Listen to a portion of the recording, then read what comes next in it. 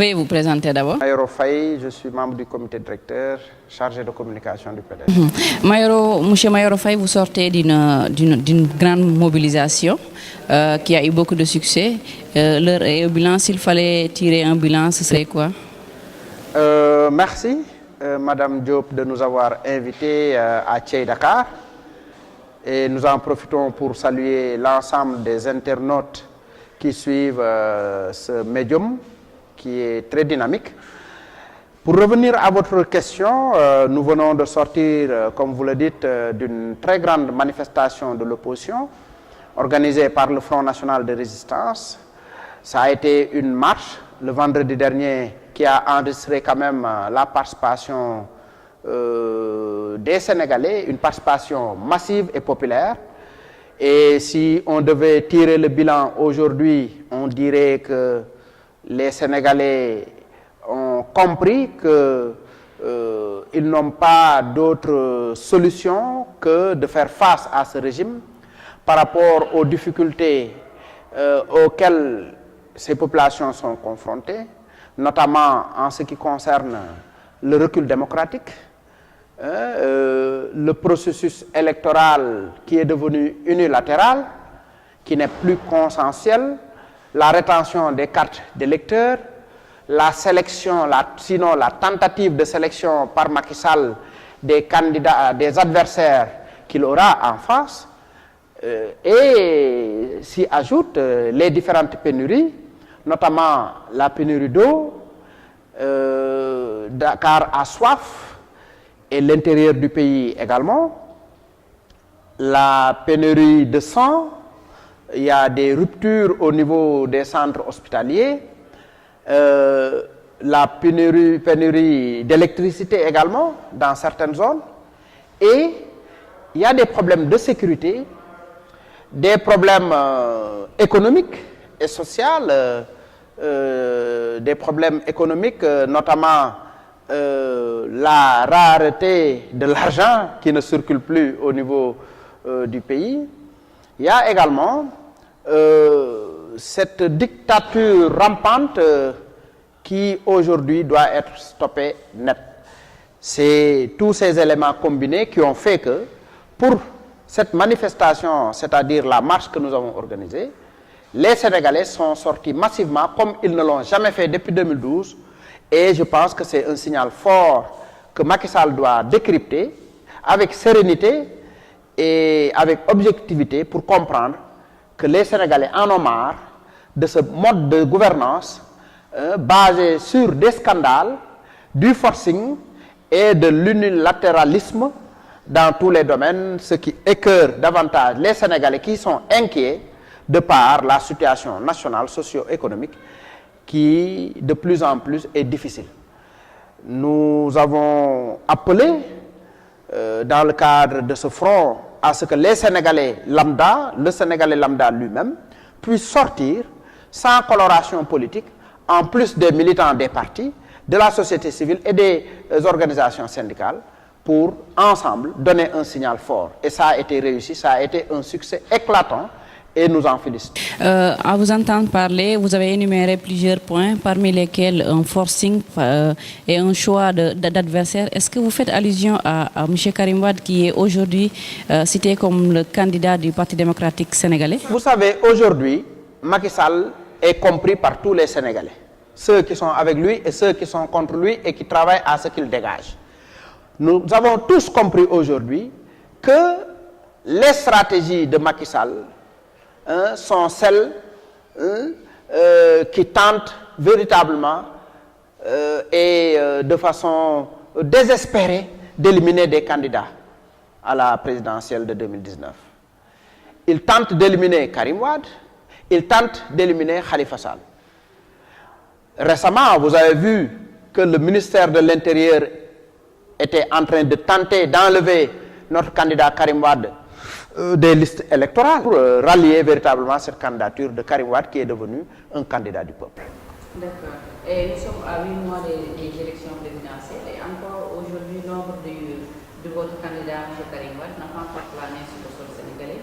Est-ce qu'il aura le temps quand même de bien Karim Wade, notre candidat, n'est pas seul dans le combat.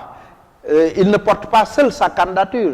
Je vous rappelle que cette candidature est portée par l'ensemble des responsables et militants du PDS. L'ensemble des alliés, l'ensemble des mouvements de soutien, les karimistes qui soutiennent la candidature de Karim Wade. Lui, il en est le candidat, mais malgré son absence, le travail est en train d'être effectué à la base par le parti, par la direction du parti. Je rappelle que le parti, en un an, a fait 2 fois une tournée nationale. Le parti a opéré à une tournée internationale qui vient de se terminer. Et tout ça combiné prouve que nous ne sommes pas restés sur place en train de l'attendre comme ça. Et par rapport à son retour également, ce sera la direction du parti, en rapport avec le secrétaire général national et le candidat, qui détermineront véritablement le meilleur moment pour Karim Wade de rentrer au pays. Parce que tout ça, c'est des éléments stratégiques que nous devons aborder avec beaucoup de tact. Et si vous avez un adversaire comme Macky Sall qui fait dans comment on l'appelle, tout ce qu'il fait c'est de façon hors la loi, il faudrait qu'on prenne toutes les dispositions et que nous aussi qu'on prenne nos précautions afin qu'il ne puisse pas essayer de torpiller nos schémas. Mais si le deal d'auto-réalisation existe, pour ne pas dire le protocole de Doha, est-ce que vous pensez que ce n'est pas une ruse qui est en train d'être menée pour chercher quelque chose à mettre comment dire, dans la dent des militants, mais Karim Wade quand même? Quel intérêt avons-nous en tant que PDS, un parti d'État, qui a eu à exercer le pouvoir, qui était dans l'opposition pendant 26 ans? Quel intérêt aurons-nous à perdre du temps à nous tromper nous-mêmes? On n'a pas d'intérêt. On n'a pas d'intérêt à nous tromper nous-mêmes. Nous sommes conscients de ce que nous sommes en train de faire. C'est notre option personnelle. Personne ne nous est obligé à prendre cette option parce que nous pensons que c'est la meilleure option que nous sommes en train de dérouler. Maintenant, par rapport à la candidature de Karim Wade, ça, le débat est dépassé. Hein. Nous sommes en train de réfléchir sur comment aller vers les populations, comment leur expliquer l'intérêt qu'il y a dans cette candidature. Et le moment venu, Karim Wade descendra au Sénégal et poursuivra le travail avec nous jusqu'au triomphe final parce que de toute façon, les populations ont tourné le dos au régime actuel de Macky Sall. Et par rapport à la question de candidature unique de l'opposition, ajoutée par Souleymane Socé Diamé, par exemple? Non, ça n'arrange pas l'opposition. Vous savez, si on était dans des élections législatives, ce serait mieux qu'on ait une liste unique. Parce que c'est le Raougad. Mais à l'occasion de l'élection présidentielle, nous avons besoin d'avoir plusieurs candidatures parce que ça permet au moins à l'opposition d'engranger le maximum de voix pour empêcher à Macky Sall, le candidat sortant, d'avoir la majorité dès le premier tour. Pour rallier véritablement cette candidature de Karim Wade qui est devenu un candidat du peuple. D'accord. Et nous sommes à 8 mois des élections présidentielles et encore aujourd'hui, l'ombre de votre candidat, M. Karim Wade, n'a pas encore plané sur le sol sénégalais. Est-ce qu'il aura le temps quand même de bien... Karim Wade, notre candidat, n'est pas seul dans le combat. Il ne porte pas seul sa candidature. Je vous rappelle que cette candidature est portée par l'ensemble des responsables et militants du PDS. L'ensemble des alliés, l'ensemble des mouvements de soutien, les karimistes qui soutiennent la candidature de Karim Wade. Lui, il en est le candidat, mais malgré son absence, le travail est en train d'être effectué à la base par le parti, par la direction du parti. Je rappelle que le parti, en un an, a fait 2 fois une tournée nationale. Le parti a opéré à une tournée internationale qui vient de se terminer. Et tout ça combiné prouve que nous ne sommes pas restés sur place en train de l'attendre comme ça.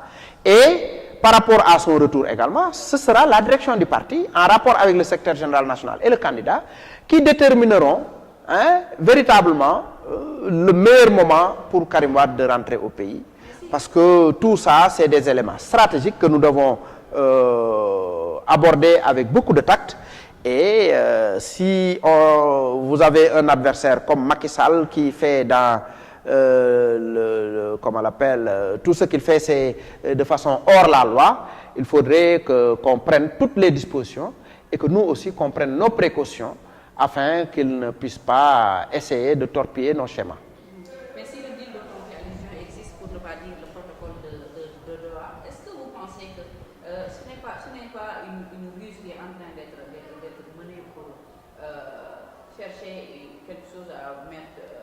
comment dire, dans la dent des militants, mais Karim Wade quand même. Quel intérêt avons-nous en tant que PDS, un parti d'État, qui a eu à exercer le pouvoir, qui était dans l'opposition pendant 26 ans? Quel intérêt aurons-nous à perdre du temps à nous tromper nous-mêmes? On n'a pas d'intérêt. On n'a pas d'intérêt à nous tromper nous-mêmes. Nous sommes conscients de ce que nous sommes en train de faire. C'est notre option personnelle. Personne ne nous est obligé à prendre cette option parce que nous pensons que c'est la meilleure option que nous sommes en train de dérouler. Maintenant, par rapport à la candidature de Karim Wade, ça, le débat est dépassé. Hein. Nous sommes en train de réfléchir sur comment aller vers les populations, comment leur expliquer l'intérêt qu'il y a dans cette candidature. Et le moment venu, Karim Wade descendra au Sénégal et poursuivra le travail avec nous jusqu'au triomphe final, parce que de toute façon, les populations ont tourné le dos au régime actuel de Macky Sall. Et par rapport à la question de candidature unique de l'opposition, ajoutée par Souleymane Socé Diamé, par exemple? Non, ça n'arrange pas l'opposition. Vous savez, si on était dans des élections législatives, ce serait mieux qu'on ait une liste unique, parce que c'est le raougat. Mais à l'occasion de l'élection présidentielle, nous avons besoin d'avoir plusieurs candidatures, parce que ça permet au moins à l'opposition d'engranger le maximum de voix pour empêcher à Macky Sall, le candidat sortant, d'avoir la majorité dès le premier tour.